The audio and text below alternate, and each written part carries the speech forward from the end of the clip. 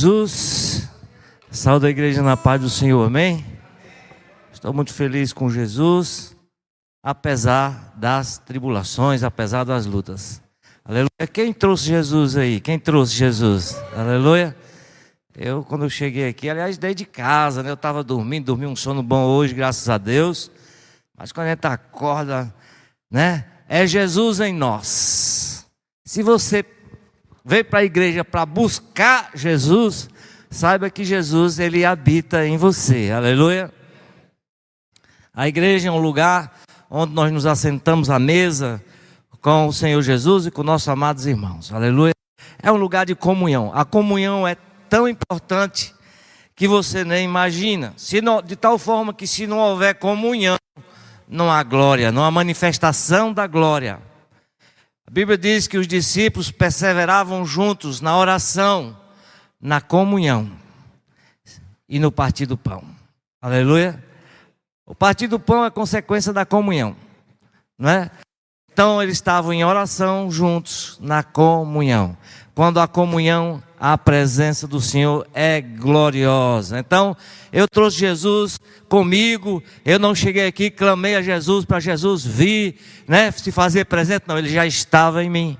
Cheguei, fui orar, mas para que a glória do Senhor seja manifestada, não porque ele não estivesse presente, mas para que o meu coração esteja preparado para ouvir, para receber o que ele tem para nós. Os irmãos compreenderam? Então nós clamamos a Deus na nossa casa, o dia inteiro, 24 horas por dia, nós estamos na sua presença, aleluia. E quando nós oramos, pedimos ao Senhor que venha revelar a nós, seus filhos, a sua vontade, aleluia. Quem quer ouvir Jesus falar nesta noite? Eu quero ouvir o Senhor falar, porque a gente fica clamando ao Deus: Senhor, fala com a tua igreja, fala conosco, fala com o teu povo. O teu povo precisa de alimento, né? A gente vai para a igreja para se alimentar. A palavra de Deus, ela é alimento. Feliz daquele que está com o coração aberto para receber o alimento e comer. Que tem aquele menino ruim, né? Assim, a mãe faz a comida com tanto carinho, vai dar ao bebê, abre a boquinha, menino, não quero não, quero não. Às vezes prova um pouquinho e depois ele não, joga todo fora, né? E fica se lambuzando todinho, mas não come de jeito nenhum. Aí a mãe diz: poxa vida, a comida é boa, é nutritiva. Se ele comesse, ia fazer bem à sua saúde. Ele ia crescer uma criança forte, saudável. Mas ele não quer, bota a boneca e não quer. Mas quem tem gente aqui, é um bonequeiro aqui, não? Quem cala consente. Tem ou não tem? Tem alguma criança bonequeira aqui que não gosta de comida boa? Aleluia. Tem ou não tem? Tem não, vixe, está todo mundo calado. O povo não está desconfiado desse negócio, viu? A comida boa é aquela comida que vem do céu, é o maná do céu, aleluia. Queridos, esta noite eu quero compartilhar com os irmãos que, na verdade, é uma continuação da palavra que nós falamos domingo na ceia, a respeito da simplicidade da vida em Cristo.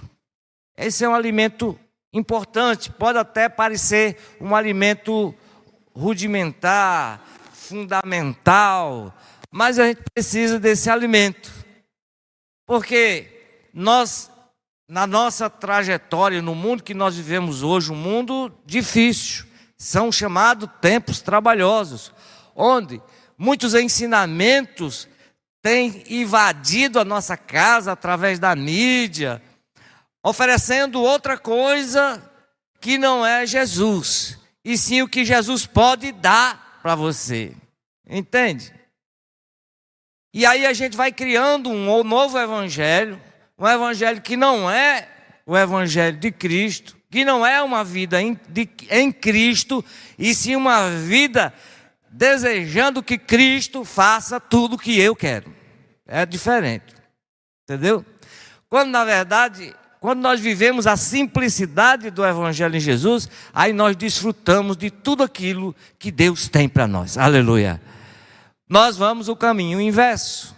O mundo tem nos ensinado e oferecido vantagens. Venha para a igreja para resolver os seus problemas. Venha para a igreja para a sua vida financeira melhorar. Venha para a igreja para arranjar um casamento, né? Venha para a igreja para resolver o problema do seu casamento. Enfim, estamos oferecendo muita coisa para as pessoas virem para a igreja. Mas existe algo muito maior e muito melhor, que é Jesus. Jesus está aqui. Quem crê nisso? Aleluia. Essas outras coisas são ruins? Não, não são ruins. São coisas boas. Certo? Mas é porque existe no ser humano o desejo de ver as suas expectativas realizadas, conquistadas. E aí, se você tem Jesus, Jesus não, Jesus está no céu, Jesus é invisível, Jesus eu não quero, né? Agora, qualquer outra coisa daqui relativa às coisas da terra, não. Eu estou lá. Tem crente que só vem na igreja no dia que a igreja tem movimento, tem ação social, né? Tem alguma coisa, diz assim, hoje tem alguma coisa na igreja, eu vou lá. De repente eu ganho um presente, eu ganho um brinde. Eles não querem Jesus. E Jesus é a vida, aleluia, é a fonte. Aliás, não é só a vida, Ele é a fonte da vida, Ele é a fonte da eternidade, Ele é a fonte das riquezas, Ele é a fonte da paz, é a fonte da alegria. Então tem se pregado um outro evangelho, onde tem sido transferido o céu para a terra. E tem os comerciais, e as mansões, os carrões, as BMWs, as Mercedes, né? E os caras assim, vivam no sucesso, no dinheiro. Aí quando chegar na glória, aí Jesus diz, não, você já recebeu tudo lá mesmo, não tem nada para você aqui não. Ele, poxa vida, aquilo lá, o ferrugem come, o ladrão rouba, você tem que botar no seguro, né? Aquele negócio todo e tal. Só que aqui agora é eterno. Ele diz, poxa vida, você ganhou tudo lá, olha só. Então é um outro evangelho. E o que a Escritura nos ensina, nos incentiva a olhar, a viver, é a simplicidade do evangelho de Cristo. Eu quero ler o texto que nós lemos domingo, 2 Coríntios capítulo 11, versículo 3. Capítulo 11, versículo 3, que diz assim a palavra do Senhor. Quem quiser ficar de pé em reverência à palavra do Senhor, por gentileza. Segunda carta aos Coríntios, capítulo 11, versículo 3. Depois eu quero ler o inverso. 1 Coríntios 3 e 11. Tá bom? Diz assim a palavra do Senhor. Porque estou zeloso de vós com zelo de Deus. Porque vos tenho preparado para vos apresentar como uma virgem pura a um marido, a saber, a Cristo. Esse é o versículo 2. Desculpa aí, eu li 2, mas é importante, né? Versículo 3 agora. Mas temo que assim como a serpente enganou a Eva com a sua astúcia, assim também seja de alguma sorte corrompido os vossos sentidos e se apartem da simplicidade que há em Cristo. Agora 1 Coríntios 3 e 11. O apóstolo diz o seguinte: porque ninguém pode pôr outro fundamento além do que está posto, o qual é Jesus Cristo. E se alguém sobre este fundamento formar um edifício de ouro, de prata, de pedras preciosas, de madeira, de feno, de palha, a obra de cada um se manifestará na verdade e o dia o declarará. Porque pelo fogo será descoberta, e o fogo provará qual seja a obra de cada um.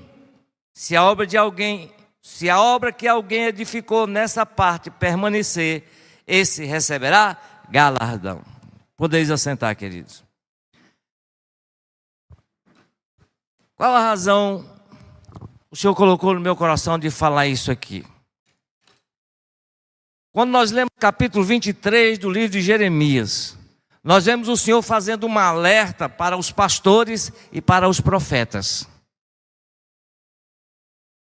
E é de responsabilidade dos pastores e dos profetas encaminhar o rebanho de Deus pelo caminho correto. e não apresentar ao rebanho de Deus um caminho diferente. O caminho é Jesus. Ele é o caminho. Se eu, como um líder, se eu como pastor, se eu como profeta, apresentar para a igreja do Senhor, ao povo de Deus, às suas ovelhas, ao seu rebanho, um caminho diferente, eu vou sofrer as consequências por causa disso.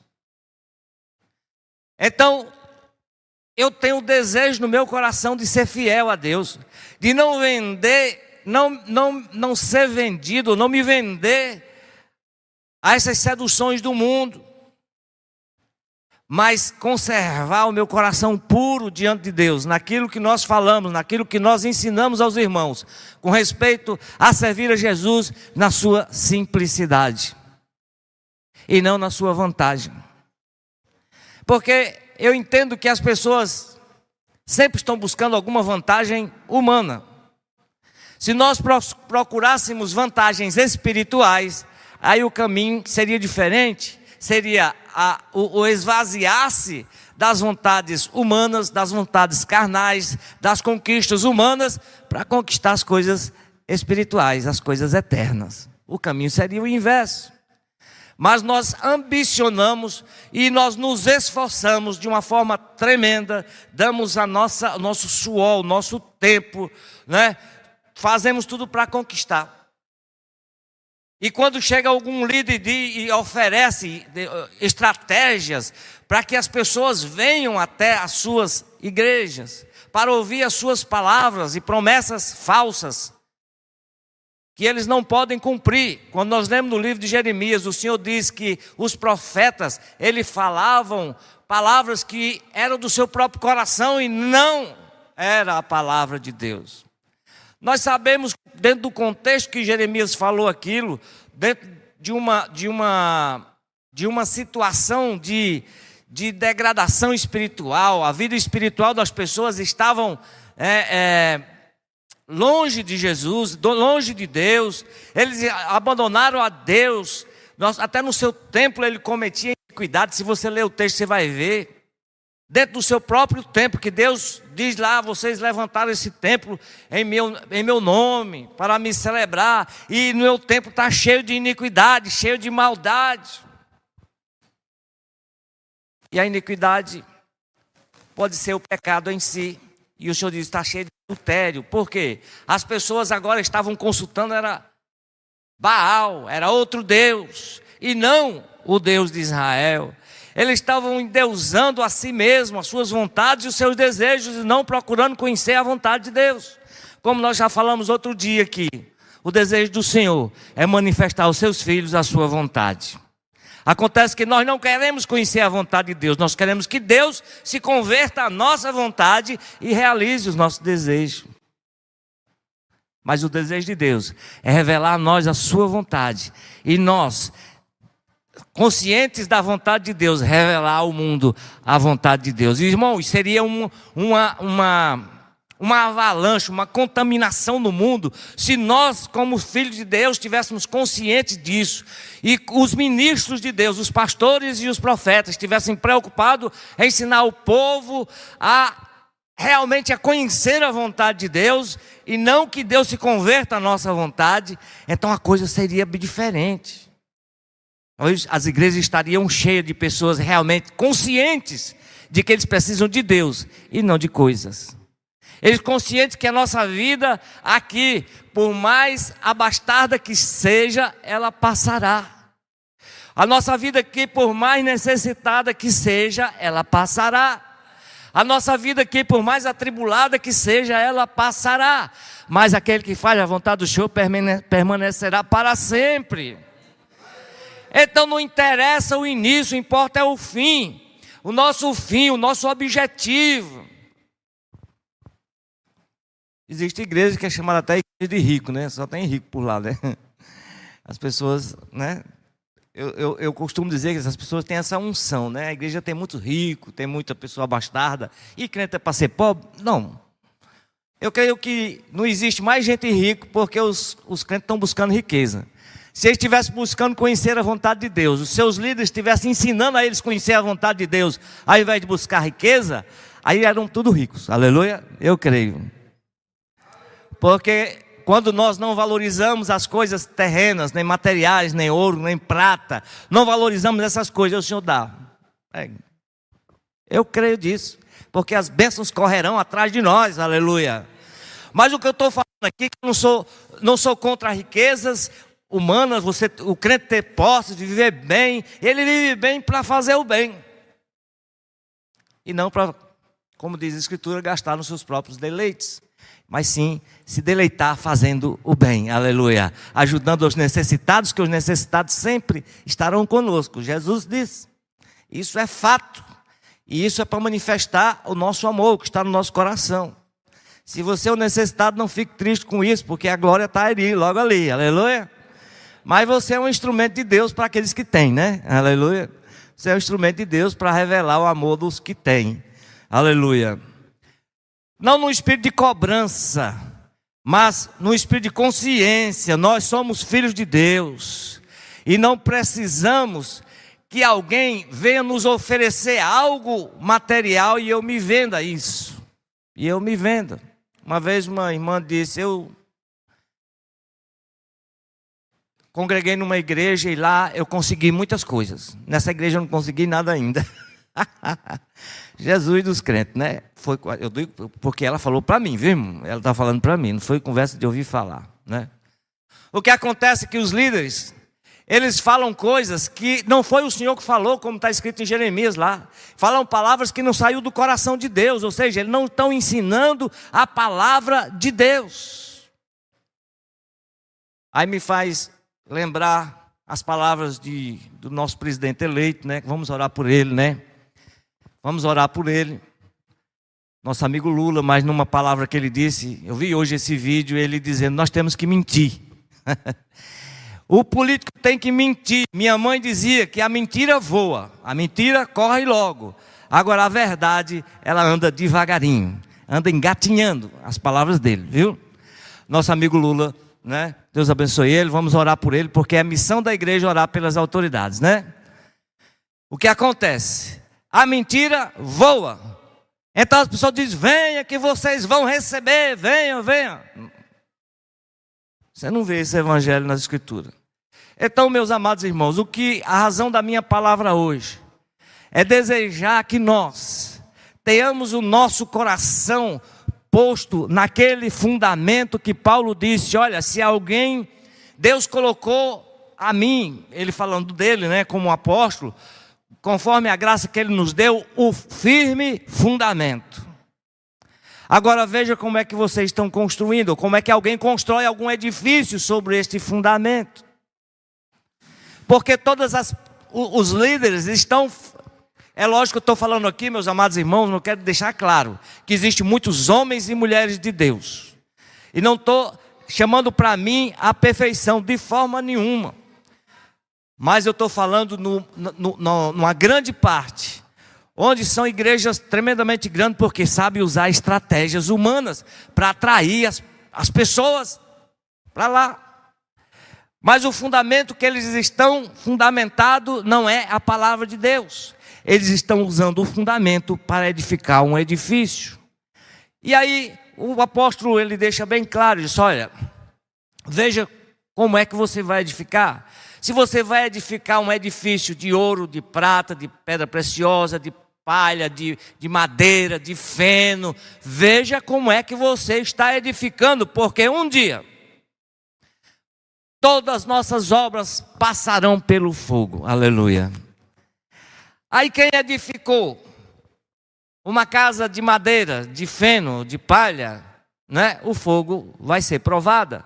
Quem edificou uma casa de ouro, de prata, de pedras preciosas, o fogo passará por ele também. Só que só vai permanecer aquele que suportar o fogo, aleluia. E eu não quero que os amados irmãos e irmãs, eles sejam enganados. Como diz o texto de Coríntios, capítulo 11, versículo 3, onde diz, eu temo que assim como a serpente com a sua astúcia enganou a Eva, vocês sejam enganados. e tem os seus sentimentos corrompidos. Então eu desejo que os irmãos dizem assim: vamos lá para a missão apostólica ouvir a palavra de Deus. Eles não estão oferecendo nada, eles estão oferecendo somente Jesus, porque não existe nada maior do que Jesus. Eles estão oferecendo apenas aquele que tem condições de matar o homem e dar a vida, e lançar no inferno, e tem poder também para salvá-lo e levar para o céu. Ele tem poder de tirar a vida e de poder de dar a vida. Ele é a nossa esperança, a nossa salvação. Não há outro que nós possamos ter esperança. Nós não temos esperança em riqueza nem em coisas da terra. No meu coração, Deus conhece o nosso coração, Deus sonda, que a minha esperança é somente uma, é em Jesus Cristo. Ele é o firme fundamento em que minha fé está fundamentada, está fundada, e eu não quero jamais construir algum edifício que não esteja fundamentado em Jesus. Aleluia. Eu não quero ser um mentiroso, um oferecedor de coisas que eu não posso cumprir, que não foi Deus que mandou eu falar. Mas se você quiser ganhar, se você quiser obter todas as riquezas, todo o poder, toda a glória, toda a vida, então fique firmado em Jesus. Não espere em profetas, não espere em pastores, mas esteja certo e firmado naquele que é o firme fundamento, que é Jesus. Jesus, ele é o firme fundamento. Se nossa fé não estiver firmada em Jesus, a nossa fé não vale nada. Nós seremos como um caniço agitado pelo vento, para lá e para cá. Estão me oferecendo alguma coisa? Estou lá. Ah, não oferecendo nada não, então não vou não. Então a sua fé é uma fé mentirosa. Você não tem fé em Jesus, você só tem fé em alguém que pode lhe oferecer alguma coisa. E saiba de uma coisa: as pessoas são falhas. Eles podem até fazer alguma coisa por você, mas não confie neles. Não ponha o seu coração, não confie o seu coração neles, porque só Jesus, ele é fiel. Aleluia.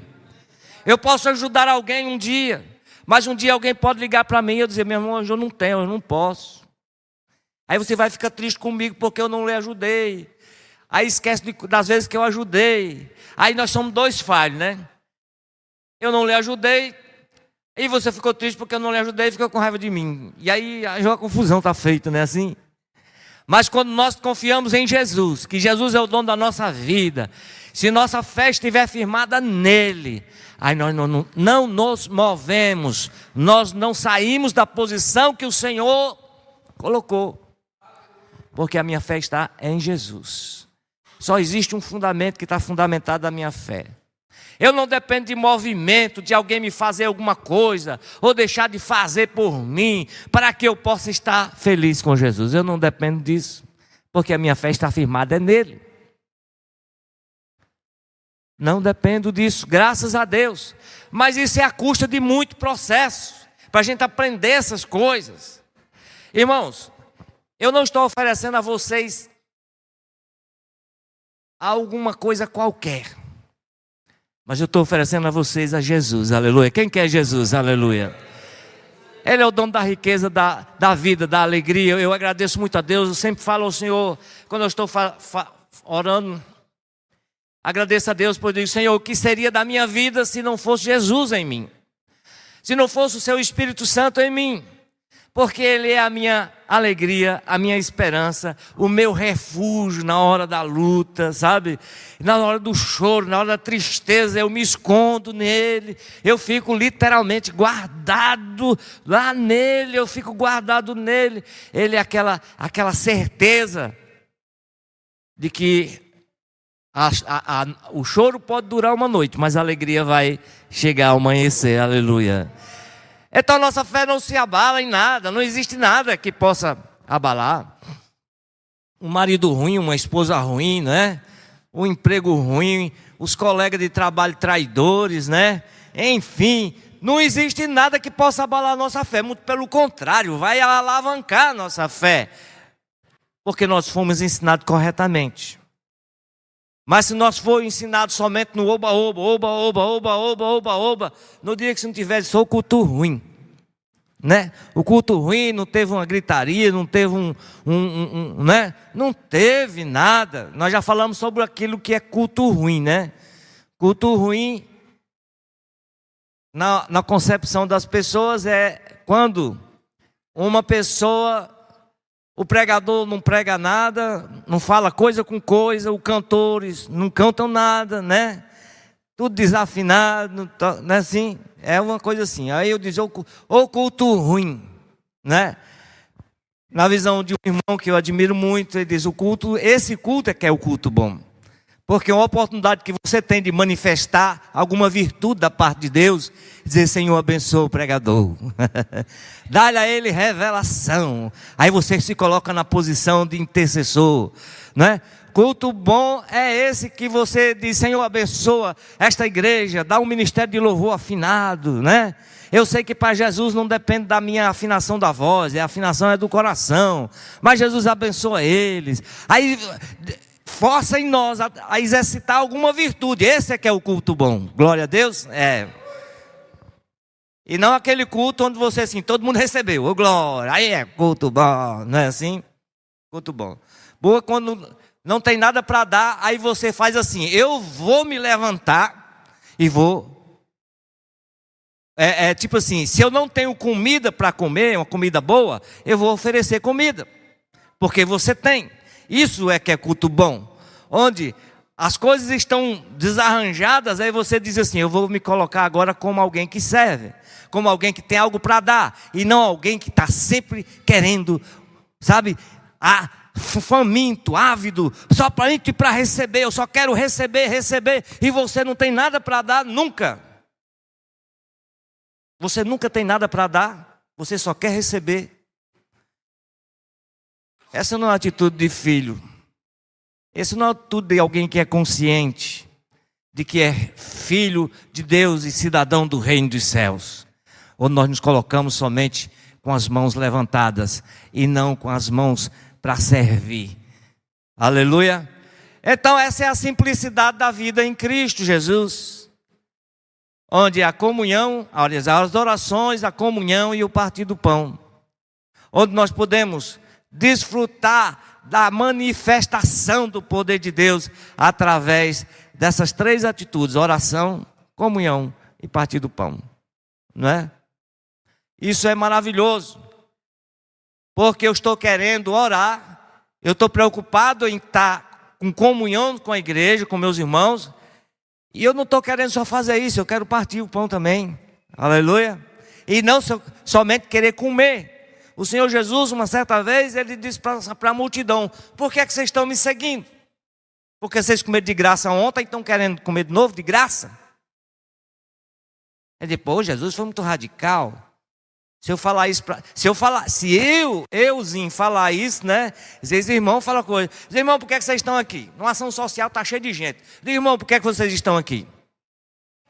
Vocês nunca vieram no culto, vocês estão aqui hoje, para quê? Só porque tem uma ação social? Só porque vocês querem receber? E tem pessoas que fazem cada coisa, né? Então se eu falar, Jesus disse para a multidão: vocês estão aqui porque vocês comeram de graça ontem, estão querendo comer de novo, encher suas barrigas. Essa é a atitude de muitas pessoas que vêm para a igreja. Querido, precisamos crescer, nós precisamos amadurecer como filho de Deus, e dizer: Senhor, eu não quero só receber, eu quero servir também.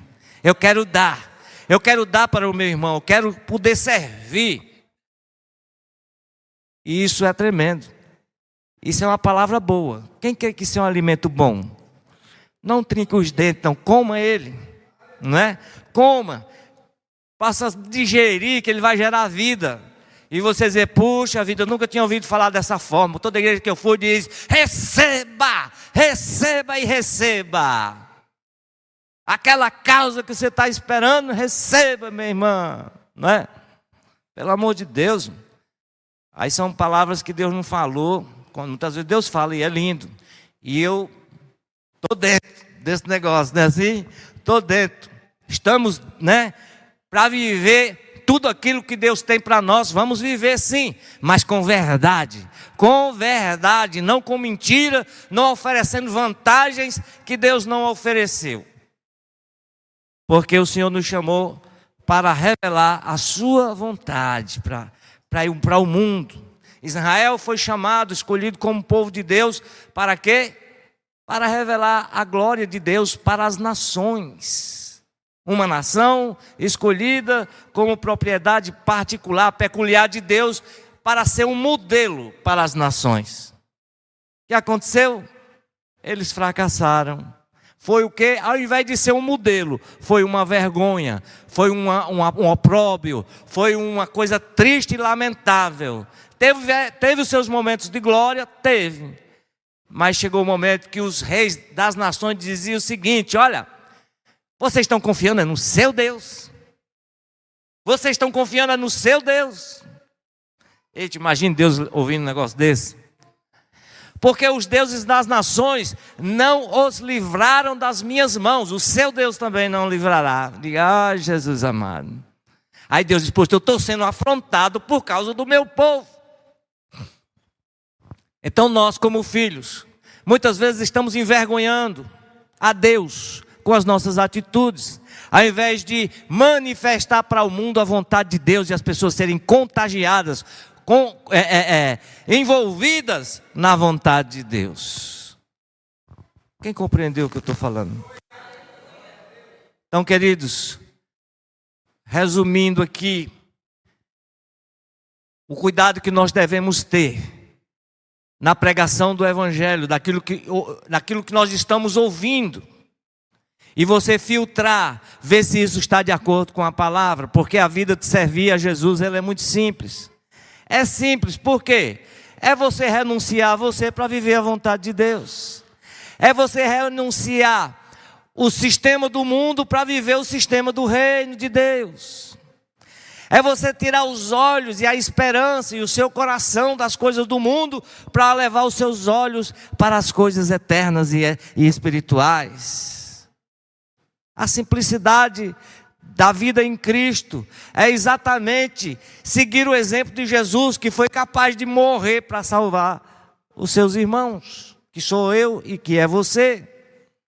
Então a simplicidade da vida em Cristo é viver esse mesmo modelo, onde eu estarei disposto a morrer para salvar o meu irmão e salvar a minha irmã. Essa é a simplicidade. E se alguém acha que servir a Jesus é muito complicado, é porque você não está querendo morrer, não é? É porque você não está disposto a morrer ou dar a vida pelo seu irmão. E se nós não estamos dispostos a dar a vida pelo nosso irmão, sacrificar o nosso tempo, o nosso recurso, não é? O nosso abraço, o nosso sorriso, a nossa atenção, não é? Então realmente fica complicado, fica difícil. Mas o reino de Deus é chamado aqueles que amam Jesus, que olham para Ele como modelo supremo, máximo. E aqueles que olham para Ele e crêem nele, terão o encontro com Ele, aleluia. Receberão o Espírito Santo, e a sua vida agora não será mais a mesma, será uma vida diferente. Eu vivi uma vida louca, mesmo sabendo quem era Deus, morrendo de medo de Jesus voltar, e eu ficar para trás, e enfrentar a chapa quente, né? Eu ficava com medo, irmão. Mas vivi uma vida louca, querendo fazer o que dava na teia, mesmo conhecendo quem era Deus. Aí Jesus foi paciente, me deu paciência. Eu disse: Jesus, muito obrigado, porque o Senhor foi paciente. Entende? Digo: meu Deus, obrigado, Senhor, porque eu conhecia a palavra nunca saiu do meu coração, só que eu não queria comer. Então era complicado para mim, era muito complicado. Mas na hora que eu decidi morrer, aí ficou fácil, aleluia. Aí hoje eu vivo uma vida feliz, agradecendo a Deus. Como é que Deus teve a paciência que teve comigo, eu sendo um cabo tão ruim, tão cheio de coisa, não é assim? Jesus nos ama de todo o coração, e por isso que nós o servimos com alegria, e não nos vendemos a ofertas qualquer, a um evangelho qualquer. Nós não nos vendemos, porque eu prefiro viver uma vida simples em Jesus, aleluia. Quem crê nisso dá glória a Deus, aleluia. Vamos adorar Jesus. Enquanto isso, eu quero glorificar a Deus né, pela vida dos visitantes, né? Sejam bem-vindos em nome de Jesus. Né? A irmã Tânia hoje veio com a Thaís. É Thaís, é? Thaís, nosso amado, seja bem-vindo em nome de Jesus, né? Nossa irmã, seja bem-vindo, viu?